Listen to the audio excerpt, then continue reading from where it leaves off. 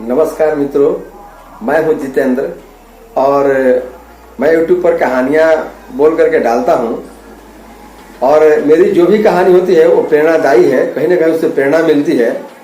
तो अगर मेरी कहानी आपको अच्छी लगे तो उसको लाइक कीजिए, सब्सक्राइब कीजिए और अपने दोस्तों तक शेयर जरूर कीजिए।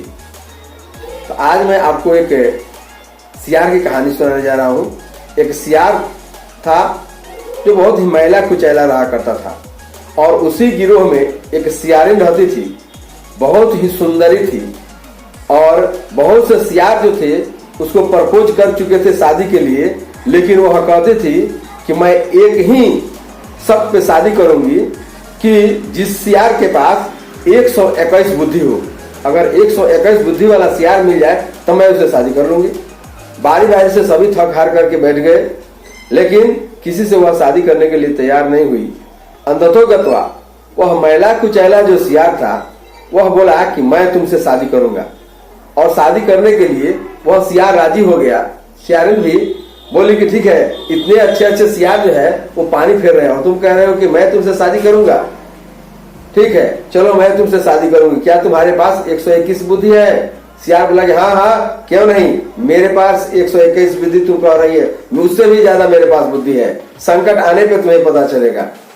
सियार उसके बातों में आ गई और उसे शादी कर ली।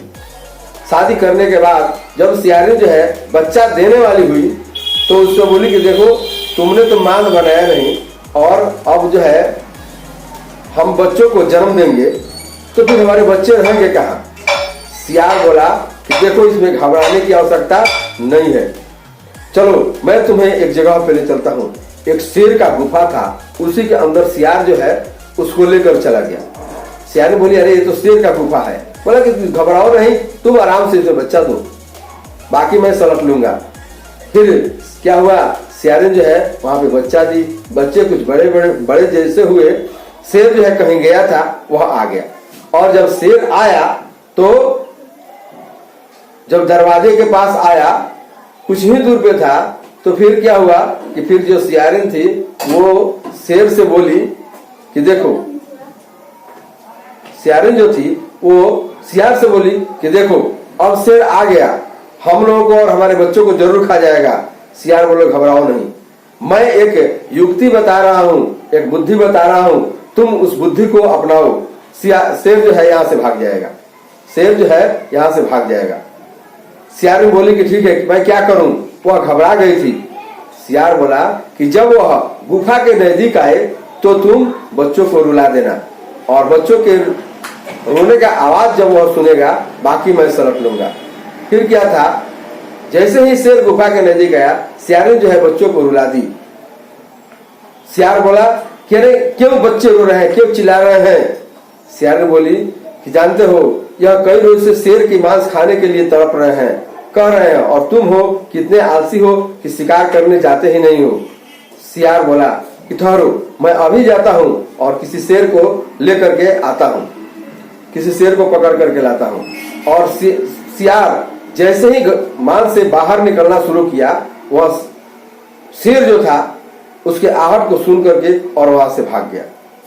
इतना जोर से भाग रहा था कि उसका पीछा मैंने अगर किया जाए तो पीछा नहीं हो सकता था। शेर जोर से भाग रहा था। कुछ दूर जाने पर सियार जो है शेर को एक बंदर मिला, और वह बंदर बोला कि अरे भाई इतना तेजी से तुम क्यों भाग रहे हो, क्या हो गया, किस बेचैनी में हो तुम, कितना तेजी से भाग रहे हो?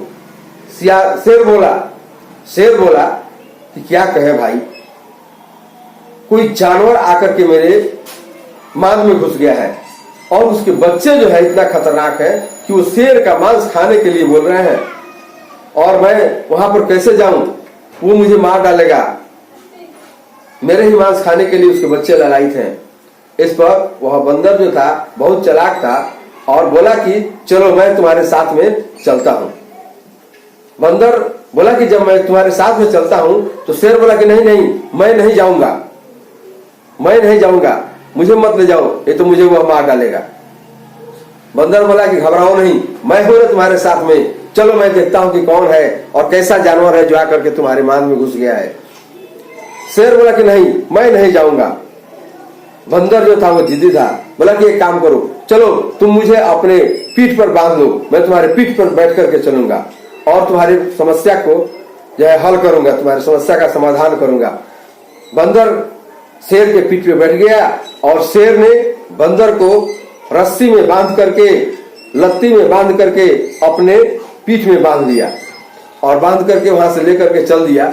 जब शेर अपने गुफा के नजदीक पहुंचने ही वाला था तब तक सियारी ने फिर देख ली और देखने के बाद बोली कि फिर शेर आ रहा है और अब की बार अकेले नहीं है, उसके साथ में वो धूर्त बंदर जो है वो भी साथ में आ रहा है। सियार बोला कि घबराओ नहीं, मैं फिर समस्या का सॉल्व करूंगा, तुम फिर से बच्चों को रुला देना।